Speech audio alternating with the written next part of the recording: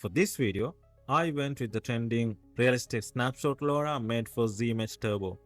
You can spot the difference immediately when you compare it to images generated with just the base model. We are getting dangerously close to hyperrealism here. The images generated with this LoRA look absolutely like candid snapshots, and it significantly reduces that perfect AI vibe. In this video, I'll show you exactly how to run this LoRA on a system with 8GB of VRAM using a simple workflow. It's fast, straightforward, and efficient. I've linked the full ComfyUI workflow in the description and the comments. This is the workflow page. I'll include the link to this page in the JSON file. Please hit that like button and give the creator a follow. These guys do a ton for the community, and none of this would be possible without them. Here you can see the usage tips provided by the creator. Definitely follow these for the best possible results. I've attached a resources note here containing all the links you need for this workflow. Once downloaded, make sure to go to your ComfyUI directory and drop them into the relevant folders. Here's the prompt for the first generation. Always describe exactly what you want to see, and remember to add the LoRA trigger words to nail that perfect generation. Let's bypass the LoRA first to see what the Z-Image Turbo base model gives us. Here's the result, and it has that generic plastic AI look. It took 1 minute, but the next generations will be faster now that the models are loaded.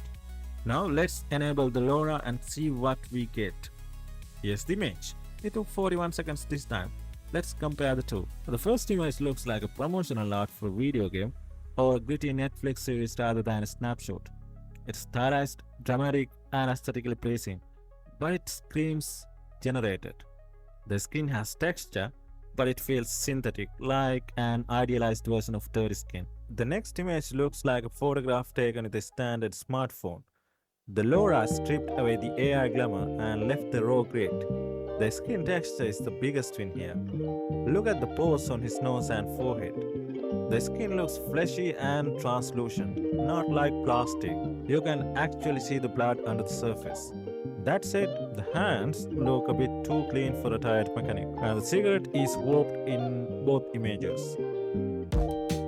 Let's try generating our second image. Here's the prompt. Again, let's run it without the LoRA first.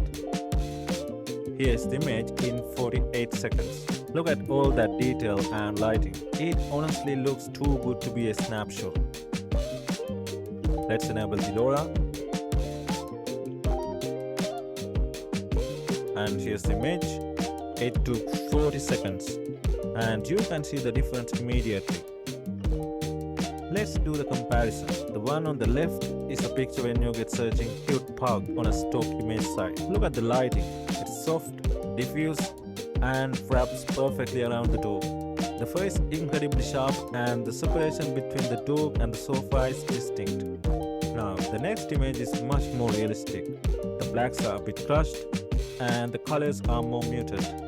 Look at that blown out white highlight on the pug's forehead. That is exactly what happens when you use a direct on-camera flash. Technically, it's a bad photo element, but it adds massive realism.